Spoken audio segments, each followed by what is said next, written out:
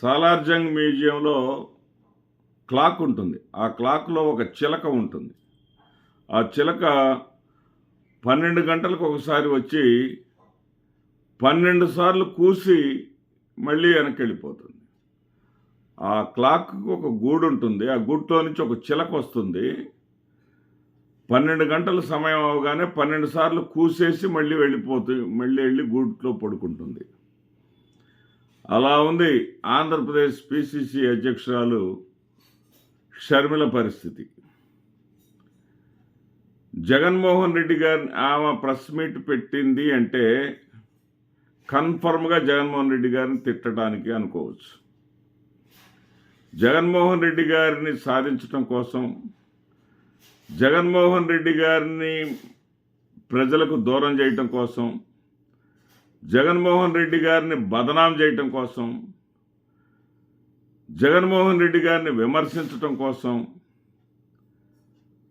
Telugu Desam party office నుంచి తయారై వచ్చినటువంటి స్క్రిప్ట్ని చదవటానికి అప్పుడప్పుడు ఆవిడ బయటకు వస్తూ ఉంటుంది.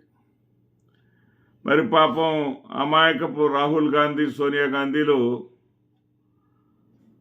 రాజశేఖర్ రెడ్డి గారి వారసురాలుగా పార్టీని ఉద్యమాల బాట పట్టిస్తారని, పార్టీని అత్యద్భుతంగా తీర్చిదిద్దుతారని, ఆంధ్రప్రదేశ్ రాష్ట్రంలో పార్టీకి పునరుజ్జీవనం తీసుకొస్తారని వాళ్ళు ఆశలు పడి పాపం ఈ అమ్మాయికి ఇస్తే, ఈ అమ్మాయి ఏమో మీకు గతం గుర్తుండే ఉంటుంది. 2014 నుంచి 19 వరకు 2014 నుంచి 19 వరకు చంద్రబాబు నాయుడు గారు ముఖ్యమంత్రిగా ఉండేవారు. ప్రతిపక్ష నాయకుడిగా జగన్మోహన్ రెడ్డి గారు ఉండేవారు.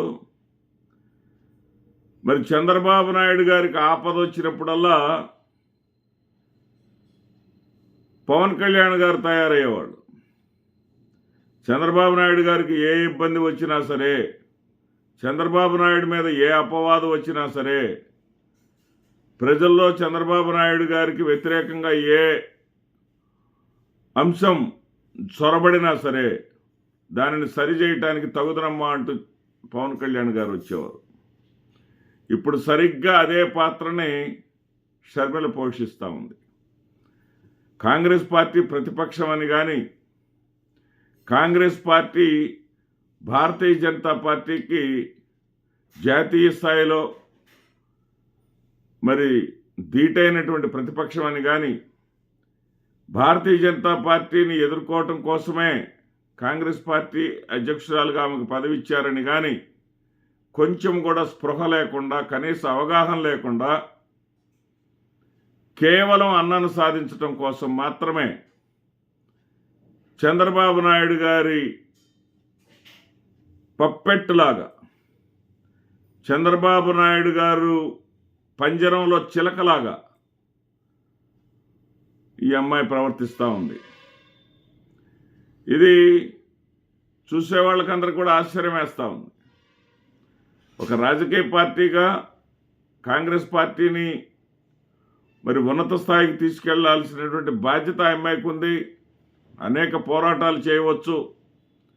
ఏదైనా సరే ప్రభుత్వం మీద ఏమన్నా విమర్శ చేయాలనుకుంటే జస్ట్ ఒక ట్వీట్ చేస్తుంది,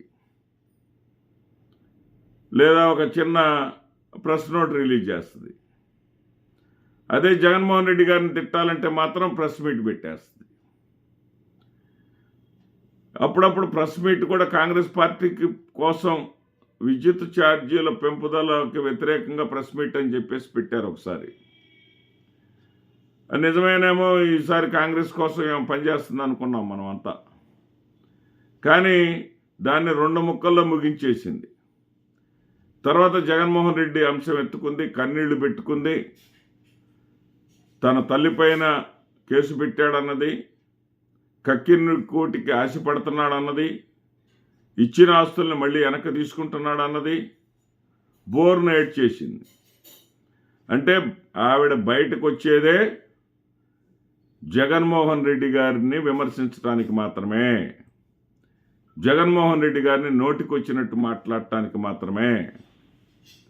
చంద్రబాబు నాయుడు చేతిలో ఒక ఆయుధంగా మాత్రమే ఆమె పనిచేస్తుంది, కానీ పిసిసి అధ్యక్షురాలుగా ఆవిడ పనిచేయటం లేదనేది ఈ రాష్ట్రంలో ఉన్నటువంటి మెజారిటీ ప్రజల అభిప్రాయం అని నేను భావిస్తున్నాను. ఆ అభిప్రాయం అవునా కాదా అన్నది ఈ వీడియో వినేటటువంటి వీక్షకులు చెప్పాలి. అదేవిధంగా ఏపీ టుడే ఛానల్ను సబ్స్క్రైబ్ చేసుకోని వారు సబ్స్క్రైబ్ చేసుకోవలసిందిగా సవినయంగా మనవి చేసుకుంటూ మీ మాదిరెడ్డి శ్రీనివాసరెడ్డి.